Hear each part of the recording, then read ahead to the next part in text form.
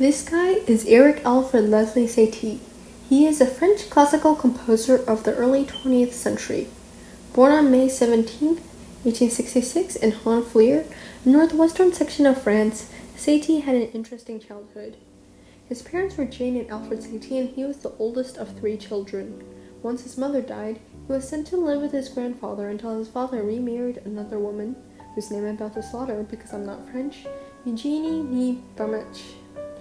Maybe because Satie's father had a thing for musical women, both his mothers were quite adept at piano playing, and furthermore, during his stay with his extremely Catholic grandfather, Satie came under the tutelage of a local church organist and was exposed to liturgical music, such as the Gregorian chant, which affected Satie's later music.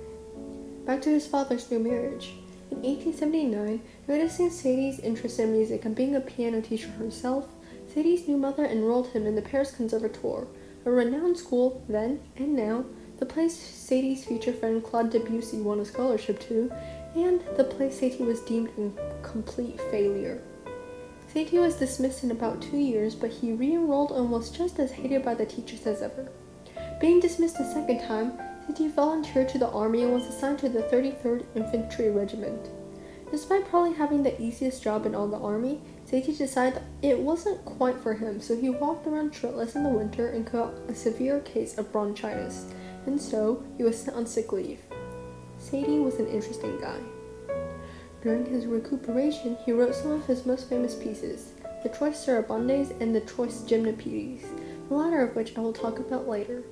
TLDR for the rest of Satie's history, he met Claude Debussy in 1887, worked at Le Chat Noir Café Carabet as a café performer, met some cool art people, was inspired by them, joined a Rosicrucian sect, left, and because Satie was a sort of I'll-do-it-myself guy, he made his own church in which he was the only member, called the Metropolitan Church of Art of Jesus the Conductor. Quite a mouthful. During this time, he also had an affair with painter and model Suzanne Valadon, who he courted and wanted to marry for half a year before she broke up with him.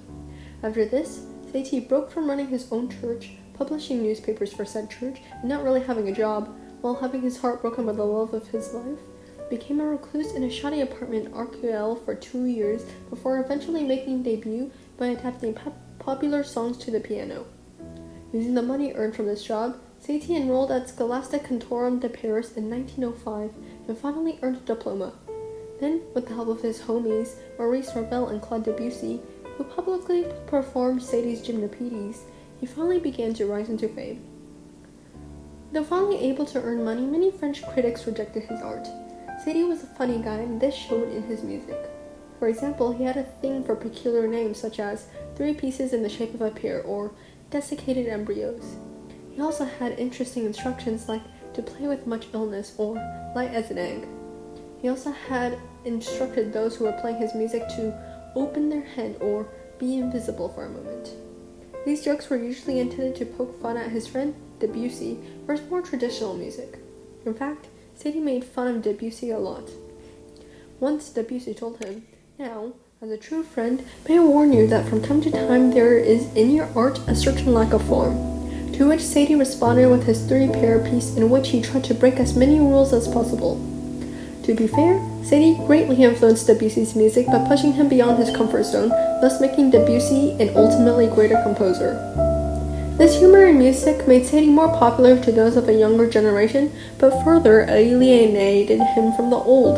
In his striking surreal song, Parade, in a 1-act circus ballet incorporating sounds of typewriters, sirens, and pistols with sets painted by Picasso himself, he simultaneously furthered his public image and garnered him the hate of traditional critics. In fact, Satie was even jailed for 8 days for insulting a particular critic who had written him a bad review. In his later life, he and some of his students created the group Les Six before Satie left in 1918. 7 years later, he died of cirrhosis of the liver from his drinking habits. His body is buried in Arcueil, which later formed the school of Arcueil in his honor. Satie's most famous songs are his Gymnopédies, which have been playing this whole time. The name is derived from a Sparta festival in which men compete athletically against each other, and though it may be another example of Satie's satire and irony, I feel that it reflects his beliefs of bringing out the most austere part of music. The Gymnopedies are slow, simple songs requiring little to no technique, perhaps reflecting Sadie's hatred of the conventional and traditional. Despite his rocky history, Satie greatly influenced modern music today while helping other artists like Debussy reach their full potential. Despite not being as well known as his counterparts, Sadie's music is immortalized through its presence in the music of those inspired by him. He was also an artist to the very end, pursuing the optimization of his music over his personal comfort. Recently, Satie has made a resurgence, best illustrated by his song Vexations, a half-page long song meant to be repeated 840 times. One live performance was played, taking the musicians around 20 hours to finish. He was also the father of minimalism, neoclassicism, and other surrealist movements. He also developed the idea of furniture music, a sort of background music and the precursor to elevator music. Ultimately, regardless of whether his name is remembered or not, his music and legacy will remain permanent forever.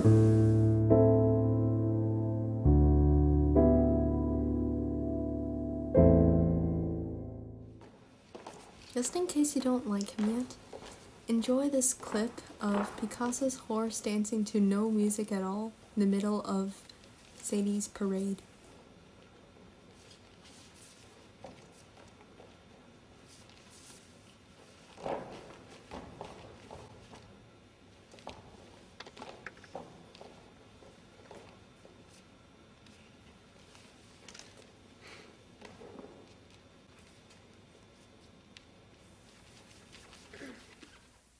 Even better, here are some fire quotes from the great man himself.